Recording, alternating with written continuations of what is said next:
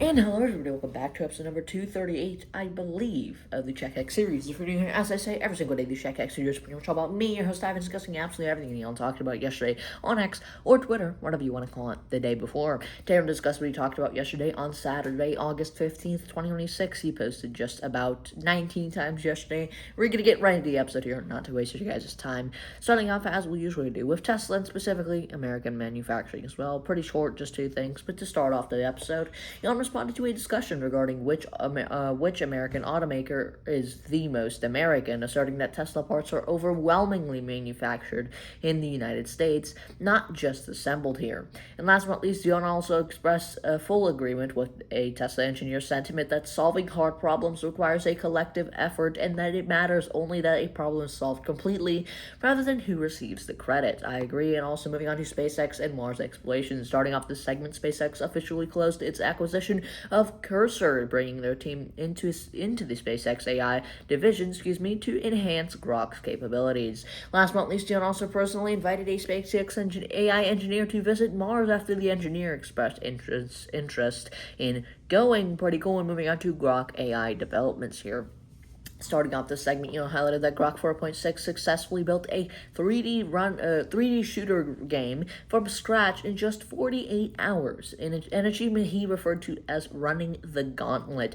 Elon also reposted information about Grok Build, a tool capable of diagnosing and fixing various Mac hardware and software issues such as battery drain or trackpad malfunctions. And last but not least, Elon also noted that Grok 4.6 is now available within the GitHub Copilot, allowing developers to use it across various cloud and IDE products for, I guess, beta testing, because I'm pretty sure Grok 4.6 is going to release in the next coming weeks, I believe. I don't exactly remember. Moving on to the X platform, transparency and algorithms. Starting off this segment, Elon reposted content regarding a new transparency feature on X that allows users to see aggregate statistics and labels that might limit their account's reach or visibility.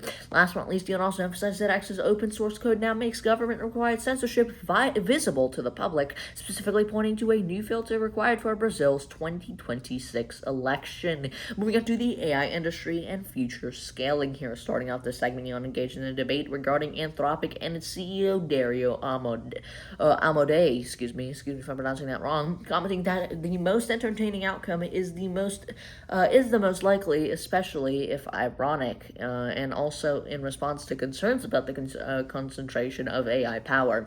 And to wrap up the episode here and start wrapping up, Elon reposted arguments in favoring the wide distribution of AI power over its concentration in the hands of a few regulated companies. And last but not least for the episode, Elon reiterated his belief that orbital data centers will be the only viable way to continue scaling through AI through the 2030s even.